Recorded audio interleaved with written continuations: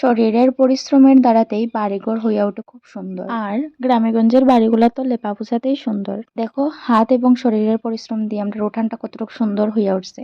লেপা পোছাই গ্রামেগঞ্জে বাড়িঘরের সৌন্দর্য। তো আজকে সারাদিন কি কি কাজ করলাম সেটাই তোমরা লগে শেয়ার করতে আইলাম। তো গুড মর্নিং সবাইরে, সবাই কেমন আছো? আশা করি খুবই ভালো। আজকে সারাদিন কি কি কাজ করলাম সকাল থেকে চলো তোমরা সাথে শেয়ার করি। তো প্রথমে ঘুম থেকে উঠছি, দেখতেই পাররায় ঘুম থেকে ওঠা অনেক সকাল সকালই আই পড়ছি আগে উঠান ঝাড়ু দিতে। তো আমার মেয়ে এবং শাশুড়ি মা এখনো উঠছেন না ঘুম থেকে, তো আমি কই আগে উঠানটা ঝাড়ু দিয়া নিই।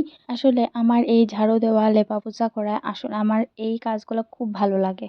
ভালো লাগে এই কারণে যে ঝাড়ুটা দেওয়ার পরে যে পরিষ্কারটা থাকে আমার খুব ভালো লাগে। পরিষ্কার করে রাখলে তো বাড়িঘর সুন্দর লাগে। তাই আমার এই কাজগুলো করতে অনেক ভালো লাগে। কাজ করার সময় তো কষ্ট অবশ্যই হয়, কিন্তু কাজ করলে পরে দেখতে যতটুকু ভালো লাগে তার মতো আনন্দ আমার আর কিছু লাগে না। এই যে ঝাড়ু দিলে আমি মানে মোটামুটি পরিষ্কার করে ঝাড়ুটা দেই।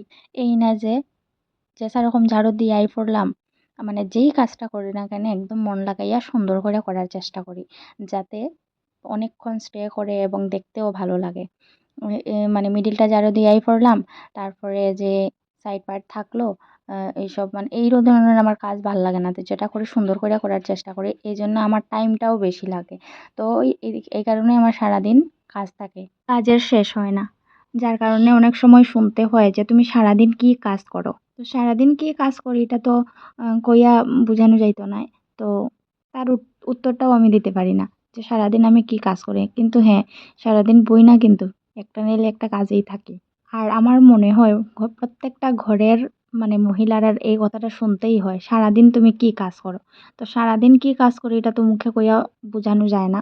তো আর আমার একটু টাইম বেশিই লাগে, কারণ আমি ওই একটু সাইড পার্ট মানে প্রতিদিন একদম কোনা টানা মারিয়া যা যা কাজ আছে মানে একদম পায়ে পরিষ্কার করিয়া করার চেষ্টা করি। এটার লাগে আমার এক্সট্রা কাজও বেশি থাকে।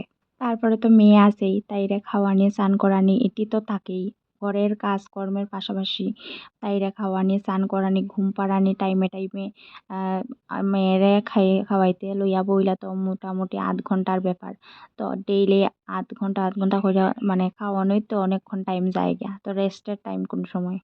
তারপরে ঘরের সংসারের রান্নাঘরের বড় ঘরের মানে মোটামুটি সব কাজ সাথে সাথেই তুই অনেকক্ষণ টাইম জায়গা।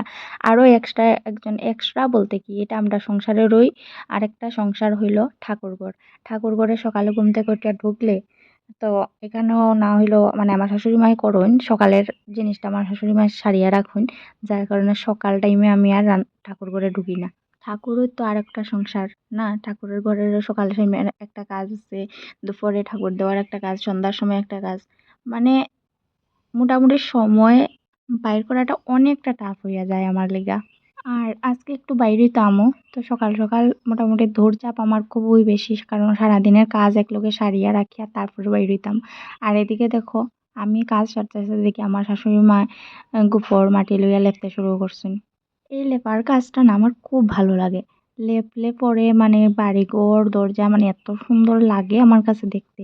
এটার লেগে আমি কার্তিক মাসে যখন কালী পূজা হয়েছে, কালী পূজার দেওয়ালের আগের দিন থেকে যে স্টার্ট হইলো লেপা, আমি 2-1 দিন পরে পরেই আমি উঠানটা লেপি, কারণ আমার দেখতে খুবই ভালো লাগে। এই লেপতে না আমার কোনো পরিশ্রম লাগে না, আমার খুব ভালো লাগে। অনেকে কয় লেপতে কষ্ট, লেপতে পারে না, কিন্তু আমার তো খুব ভালো লাগে লেপতে, আমার পরিশ্রমও লাগে না বা আমার কাজটাও খুব ভালো লাগে। আর অনেকক্ষণ যদি যেমন ধরো আজকে লেপলাম আর 15-20 দিন পরে আবার লেপলাম তখন কিন্তু কষ্ট। আমি যদি 1-2 দিন পরে পরে 3-4 দিন পরে পরে যদি উঠানটা একবার করে লেপি, তো উঠানটাও সুন্দর থাকে আর কষ্টও হয় না। তো আমি সকালের সমস্ত কাজ কমপ্লিট কইরা ভাত খাইয়া এখানে আইয়া দেখি আমার শাশুড়ি মায়ে লেপড়া। তো যেহেতু শাশুড়ি মায়ের কাজ করলা, তো মোবাইলে একটু তো ক্যামেরা বন্ধ করে রাখতেই লাগে, কারণ এই যে সময়টা যাইতাছে আমরার কাজকর্ম সময় এগুলা কিন্তু আর কোনো সময় ফিরে আইতো না, কিন্তু এই যে আমরা ভিডিও করে রাখলাম সোশ্যাল মিডিয়ার মধ্যে ছাড়লাম, এক সময় যখন নিজের অ্যাকাউন্ট খুলবো তখন কিন্তু দেখবো, দেখিয়া এই কথাগুলা মনে হইব, এটাই হলো একটা স্মৃতি, স্মৃতি হিসাবে থাকলো।